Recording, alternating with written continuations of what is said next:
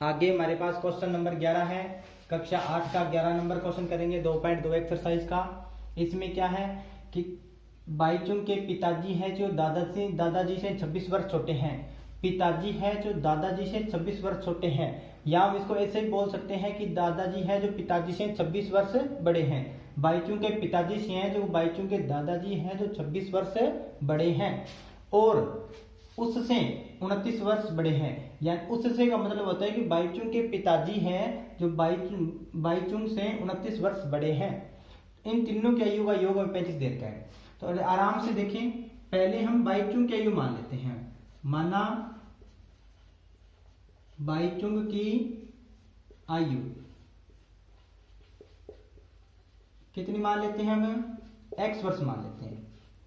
देखिए इसके बाद में क्या दिया है कि बाईचुंग के पिताजी दादाजी से तो 26 वर्ष छोटे हैं और उससे 29 वर्ष बड़े हैं। उससे का मतलब ये पिताजी हैं जो बाईचुंग से कितने वर्ष बड़े हैं, 29 वर्ष बड़े हैं। तो क्या कर देंगे, पहले बाईचुंग के पिताजी की आयु निकाल लेते हैं। बाईचुंग के पिताजी की आयु, बाईचुंग के पिताजी की आयु क्या हो जाएगी, बाईचुंग के जो पिताजी हैं वो 29 वर्ष बड़े हैं। अगर आज बाईचुंग की आयु 1 वर्ष है तो बाईचुंग की आयु 29 वर्ष, पिताजी की आयु 29 वर्ष बड़ी है, यानी कि 1 + 29। तो हमने बाईचुंग की आयु x मानी है। अगर हम इसके अंदर हम 29 जोड़ देते हैं तो ये हमारे पास उसके पिताजी की आयु आ जाती है। इसके बाद में क्या कहते हैं कि दादाजी हैं जो पिताजी से 26 वर्ष बड़े हैं। प्रश्न कह रहा है कि पिताजी दादाजी से 26 वर्ष छोटे हैं, लेकिन अगर हम देखें तो बड़े तो दादाजी होंगे।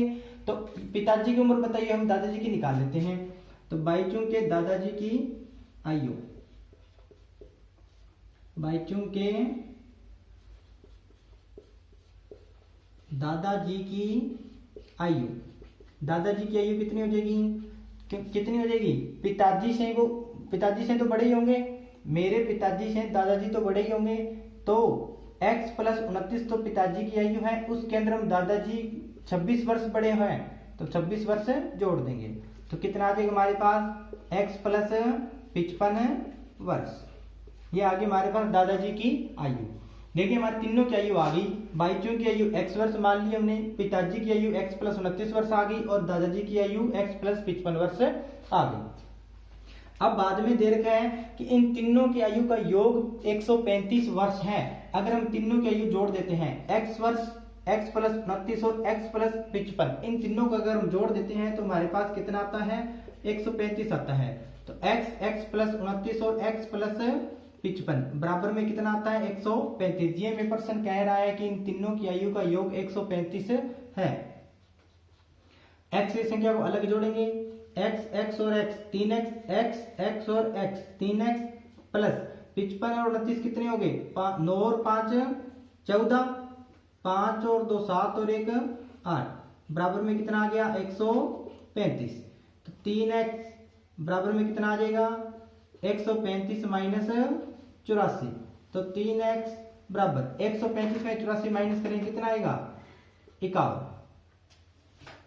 आगे देखें, 3x बराबर 51 आ गया। तो x बराबर में कितना आएगा, 51/3, यानी कि x का मान कितना आ गया हमारे पास, 17। 51 को अगर हम 3 से भाग करते हैं तो हमारे पास x का मान 17 आता है। अब हमें तीनों की अलग अलग आयु ज्ञात करनी है। देखिए मैं x का मान ज्ञात कर दिया, तो सबसे पहले हम किसकी आयु ज्ञात कर लेंगे, बाईचुंग की आयु ज्ञात कर लेंगे। बाईचुंग की आयु कितनी हो जाएगी, x दे मान लीजिए हमने, और x का मान आया कितना है हमारे पास, 17 वर्ष। ये आ जाएगी बाईचुंग की आयु। फिर बाईचुंग के पिताजी की आयु कितनी हो जाएगी, पिताजी की आयु, देखो पिताजी की आयु क्या मानी है हमने, x + 29, x + 29, यानी कि x का मान कितना है, 17 + 29 कितना आ जाएगा, 29 और 1 30, 40 और 46 वर्ष। पिताजी की आयु कितनी आ जाएगी, 46 वर्ष आ जाएगी। और दादाजी की आयु कितनी आ जाएगी,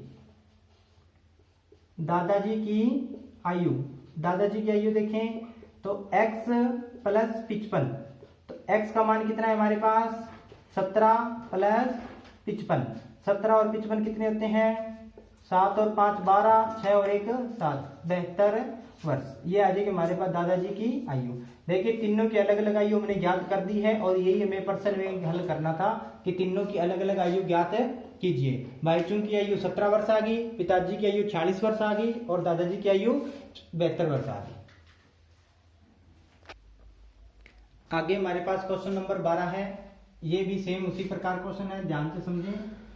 15 वर्ष बाद रवि की आयु है जो उसकी वर्तमान आयु से 4 गुना हो जाएगी।